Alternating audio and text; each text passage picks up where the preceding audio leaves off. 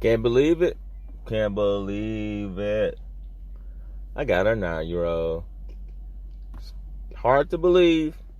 Hard to think about. Challenging to live at times. Man.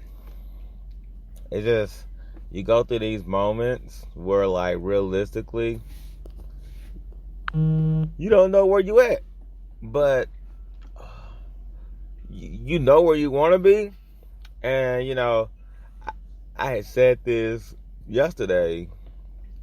My goal in my job every day is, like, for my child to get to that point in life where she doesn't feel like she was limited growing up.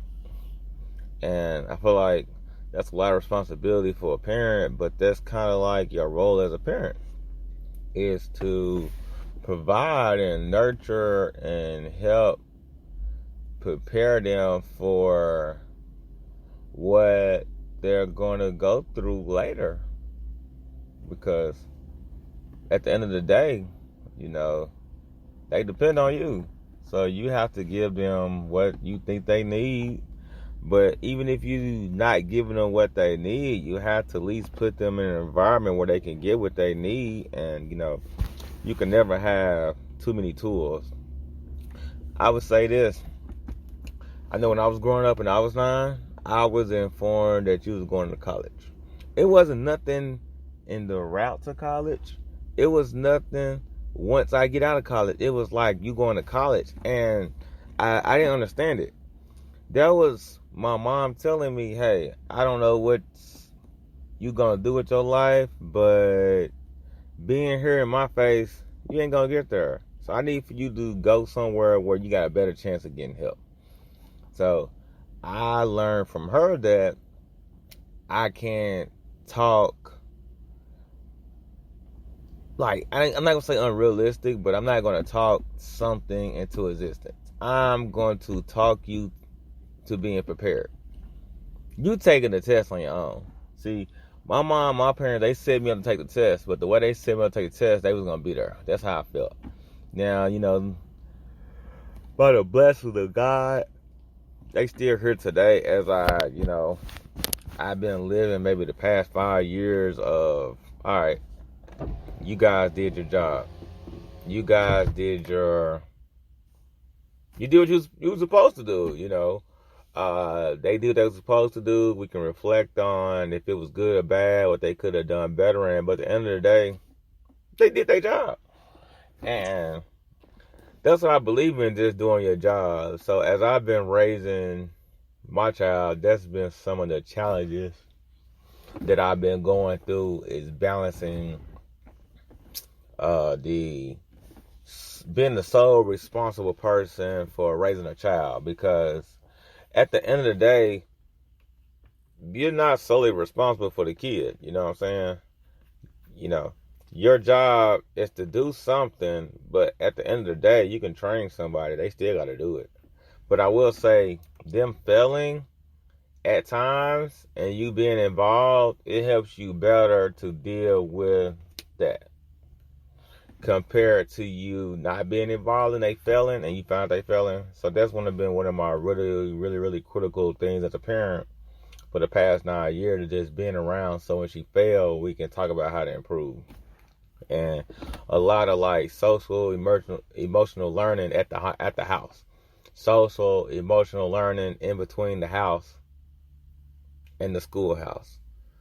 Between the schoolhouse and back to the house. Things like that, because,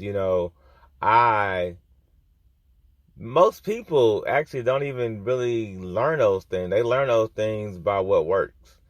And I know, like, for example, her granddad, his coping, his stressful things in life, it circles around alcohol. And I would say for me, what stresses me out is when I can't do what I want to do. So I have to teach her healthy coping skills that she's able to use every day. I can't teach her, hey, you having a rough day, go shoot some hoops. You having a rough day, go play the piano. You having a rough day, let's talk. That's not guaranteed. I have to teach her, prepare her for, hey, you're going to have good days. This is how you live. Hey, you're going to have bad days. This is how you live. You have to live life like it's going to go in a full circle. So if it's going to go in a full circle, what can you do to better prepare for that circle? Because life goes up and down. So you have to prepare for those things. And I get super passionate about like helping people.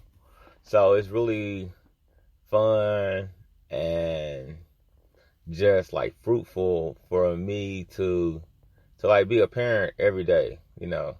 I look forward to the challenges of every day, because a lot of your parental challenges, they're not on a plate that you can look at. They just get thrown at you. It's like a shock.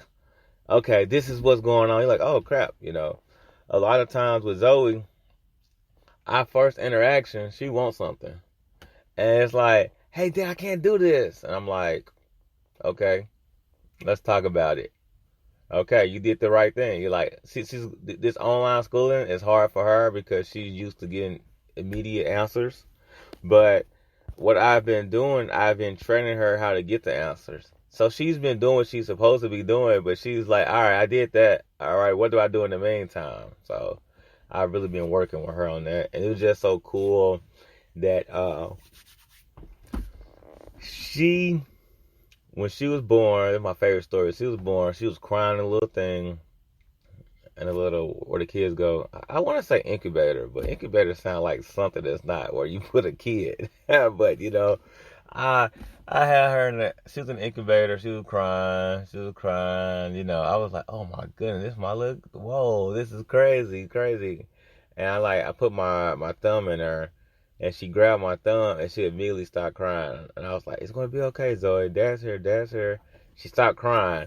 And, ever since then, we just had this, emotional connection right there, because I'm here.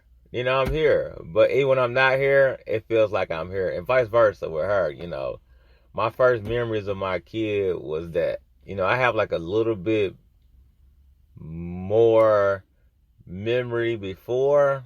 I remember she was born, when she actually came out. But when she came out, it just happened so fast. I wasn't needed, I wasn't needed when she came out. I was needed when she was out and was like, all right, somebody care for me. And I just remember her first moments in this world was that. And then her second challenging moments were she had that jaundice disease. And that threw me off because I was like, what is that? And I had to do some research thanks to Google. And I was like, oh, okay, that girl gonna be all right. She good. So everything just went like a rocket ship ever since then. It just been taking off. And, she's my little support thing, I'll do anything for her, but, that ain't something you really gotta, say, you gonna do it, If you feel like it's any challenges, you're gonna run through those challenges because, the outcome is the potential of a greater good with the special one, So, I'm just super excited. I'm super happy. Yeah, I love she creates that little burning desire to smile, So my little sneaky butt. All right, peace out, holla.